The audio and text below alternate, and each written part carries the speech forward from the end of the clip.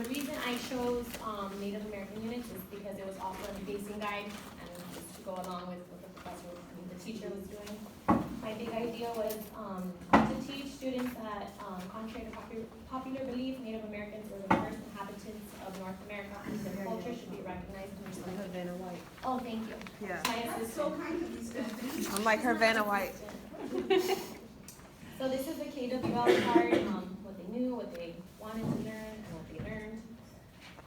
They were really interested in how, like where they lived and the type of shelters they had. Let's see, my curriculum web, with everything in it. The scope and sequence. So when I was talking to my cooperating teacher about this, he told me, well, off the bat that they don't do a lot of social studies in the classroom, and I was like, we gotta work something out. So he said he did have some requests of what to teach, like what to put in my lessons, and he says as long as I covered 3 different regions of where the Native Americans lived, like everything was cool, like that's what he wanted to teach. I was like, fine, we can do that. So my first lesson, I taught the students that Native Americans were the first here, instead of like thinking that settlers came and they discovered America. I told them like how they migrated through the Bering Strait. I showed them a map, but first I asked them like, who do you think first lived here? How do you think they got here? And so it's like that, to see what they really thought. And I showed them a map of how they migrated down and how all of the Native Americans spread out. So after that, I started talking to them about the different regions. So the first, lessons 2, 3, and 4 were on different regions of the North America where you find Native Americans. So first we did the Northeast region, and what we did for each of those lessons was show students key components of life in those regions. So the shelter, how they dressed, what they ate, just like what life was like in each region. And then for every lesson, the students would draw like a background of that region. So what the environment looked like, the plants, the animals, because all of them tied into one of the other lessons, lesson 6, when they had to build their shelter. But lesson 5 was mapping the region. So they drew a map of North America, and then they drew where every like 3 regions we studied, and then they labeled the different forms of shelter on the map. So then it tied into lesson 6 because they actually got to build the shelter themselves, and that was my observation lesson. So there were different groups in the class. There were 4, I believe, and each group built the shelter of the region that we had studied. So I have pictures of that in the end. So lesson 7 was a See, Think, Wonder, which we all did. They would observe 2 images of Native American artwork. They analyzed it, and then they made their own artwork, which I believe I also put pictures of at the end. And then lessons 8 and 9 were the Reader's Theater, and the first one was making their script.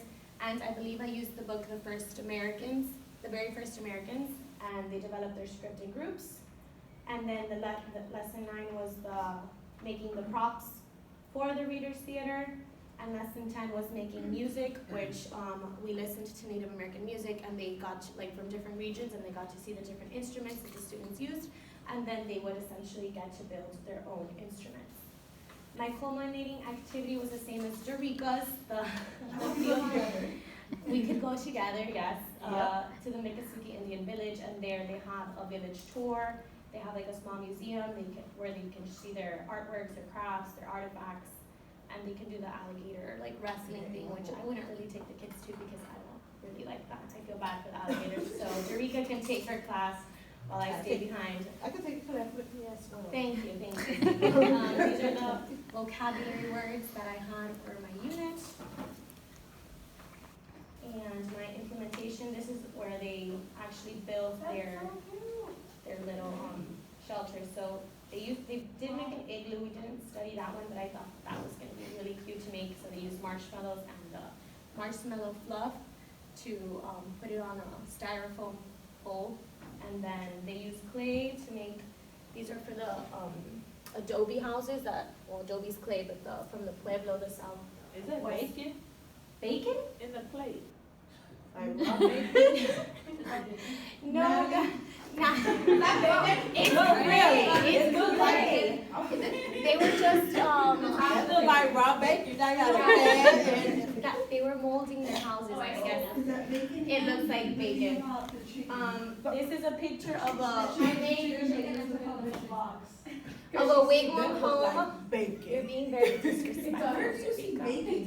It was at the top. I saw it, yeah, on the right, at the top of the Right page. there, it looked like bacon, During like a strip of bacon. I'm full now.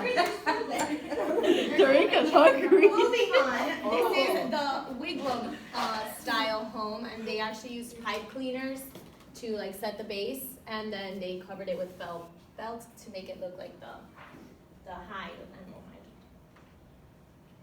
And also how they made little TVs out of paper bags, and they actually drew on them, but you can't really see it.